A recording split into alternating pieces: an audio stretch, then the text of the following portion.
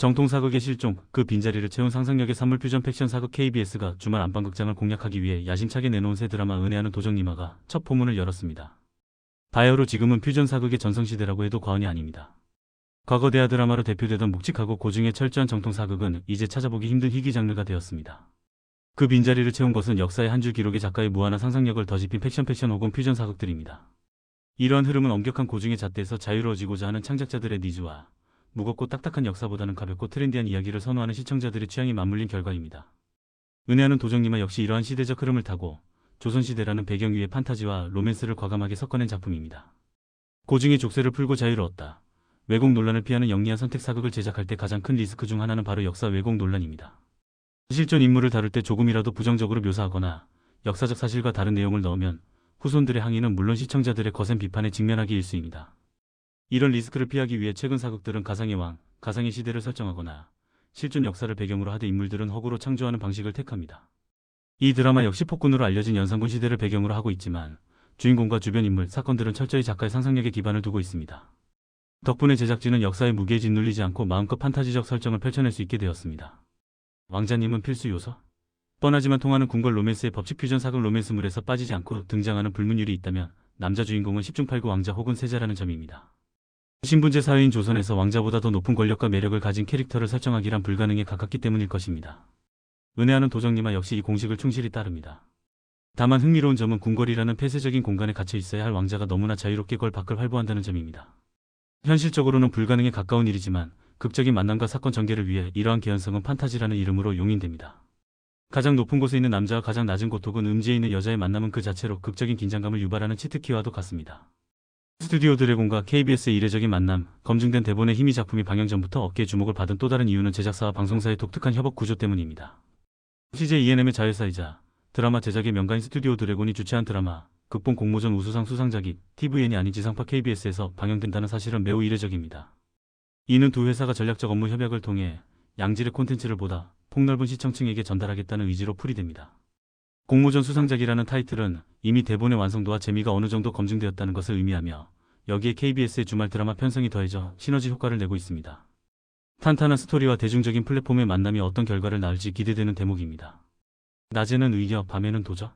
남지현이 그리는 조선판 원더우먼 배우 남지현이 연기하는 여주인공 홍은조는 그야말로 조선판 히어로라 불릴만합니다. 낮에는 병든 사람들을 치료하는 자애로운 의녀로 살아가지만 밤이 되면 탄건 오리들의 재물을 털어 가난한 이들에게 나눠주는 의적, 즉 여자 홍길동으로 변신합니다.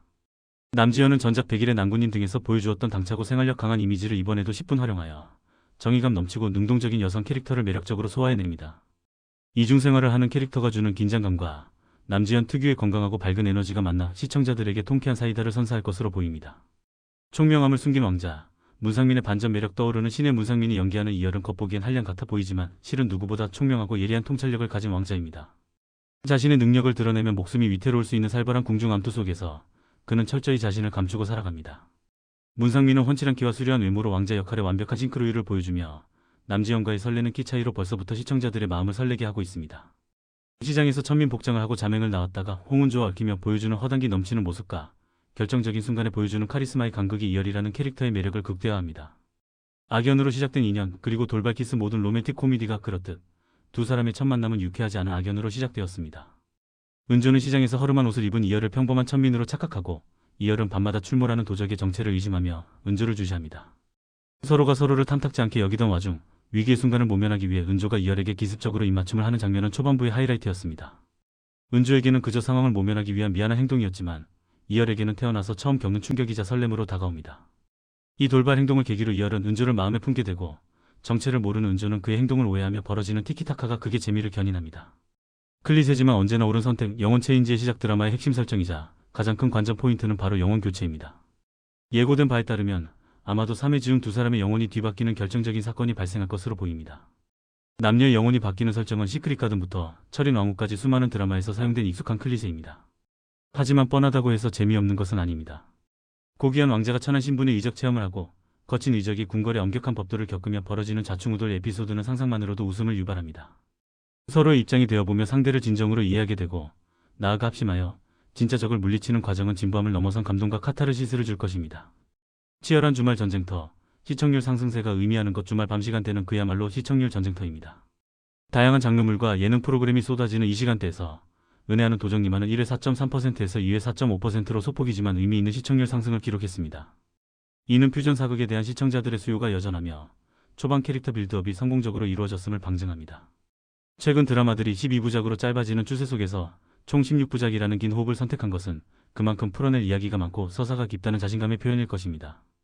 이제 막 도입부를 지난 시점인 만큼 영혼 체인지가 본격화되면 시청률 상승세는 더욱 가파를 것으로 예상됩니다. 드라마에서 웹툰으로 IP 확장의 새로운 모델. 흥미로운 점은 이 작품이 드라마 방영과 동시에 네이버 웹툰으로도 연재된다는 사실입니다.